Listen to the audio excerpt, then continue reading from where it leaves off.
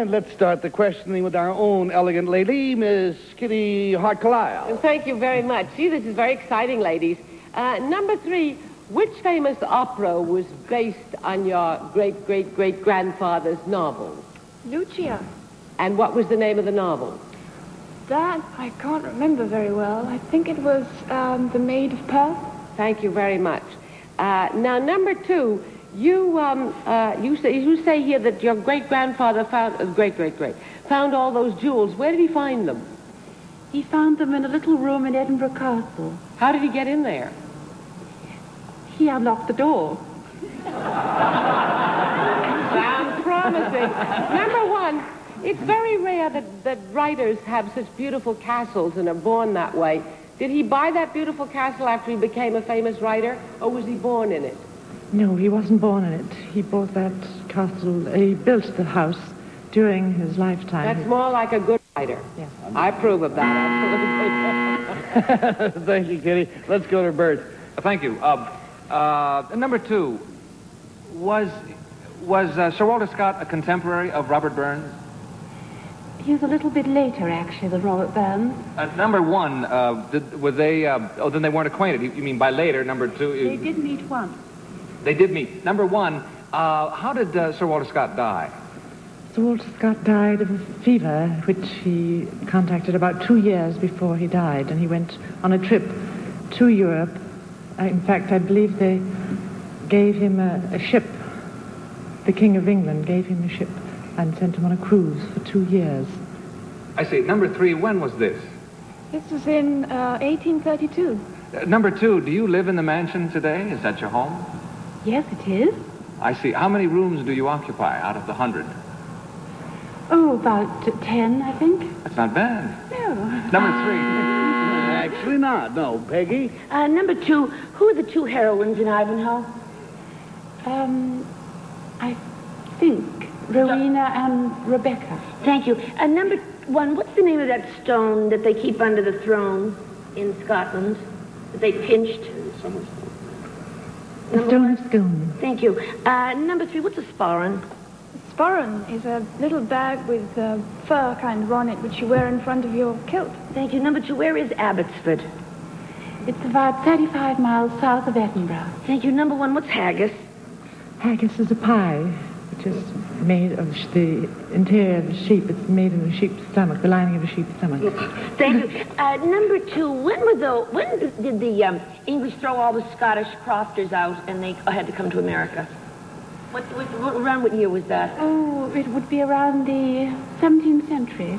17th century. Thank you, Peggy. We go to Bill Cullen now. Number 2, what is your purpose? This is more or less of an official visit, or not official, a commercial visit. What is the purpose of your visit to the United States, number 2?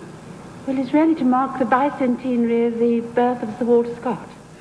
I didn't get a chance to ask number 3, and I missed it somewhere. We had a quill pen, and number 2 had, I think, a little purse. Number 3, what did you have? What sort of a relic or memento did you have? I had his hair. A lock of his hair. Right. Well, that's just a lock of it. That's not... All right. I don't know. Number 2, what time are you going to get up tomorrow morning? I'm not quite sure. Right now, I think we're rather late. Number 3, do you expect to sleep late tomorrow morning? Certainly, yes. Number 1? I have an 8 o'clock flight in the morning. That's ridiculous. What was supposed to be the answer? My whole theory is because this lady who is here, it's difficult to explain because we're on tape, but this lady, the real one, is to appear on a program tomorrow morning extremely early in the morning, according to my calculations. Inside knowledge that you have. Well, it didn't do me any good. They're all going No, it doesn't help you solve this particular problem at this particular time. That does us in. You're going to have to mark your ballot regardless of your lack of knowledge, as it turns out, and mark them for number 1, or number 2, or number 3. We pay $50 for each wrong guess, $500 if nobody guesses right. And Kitty Carlisle, what do you think? Well, I couldn't vote for number 3 because she said that Lucia de Lammermoor was based on the Maid of Perth and it's based on the Bride of Lammermoor.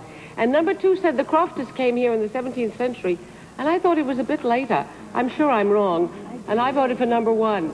So, we got 1 vote for number 1, and Bert Convey's up next, please. Yes, I feel exactly the same way, Kitty, about everything. So I voted for number 2. Good shot, and Peggy? Well, you see, number 2 was wrong about the date of the Crofters, but it was 17-something, and she might have just mixed that up. But number 1 said a haggis was a pie, and a haggis is a pudding. So I voted for 2 because maybe they call puddings pies. I don't know. But She had it right about the sheep's stomach and all that jazz, you Yes. know. All right, we got 2 2s and a 1, and we go to Bill Cullen. Well, I agreed with Bert Convey, who was in complete agreement with Kitty, and for that reason, I had a vote for number 2 also. But I think she has to get up early tomorrow. Well, now there we got it. We've got 3 2s and Kitty Carlisle with a lonely number 1. So the votes are all in. Will the real Patricia Maxwell Scott please stand up?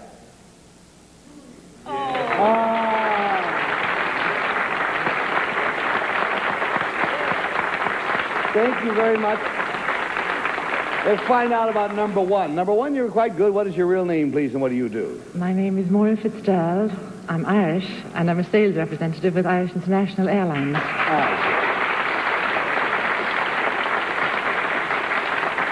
Number 3, I'm afraid you were done in by the Bride of Lammermoor. What is your real name, please, and what do you do? My name is Helen McGregor, and I'm a fashion designer. Fashion design. Good.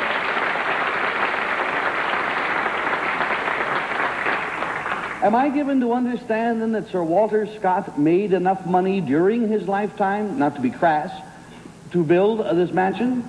Yes, he did.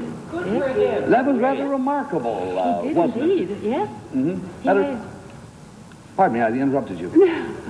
yes, he made more than enough Uh-huh. at that time. Isn't The that financial crash came after Abbotsford was completed. That always happens. Yeah. Well, thank you very, very much for being with us. It's been fun, and thank you, imposters, on behalf of To Tell the Truth. Take care.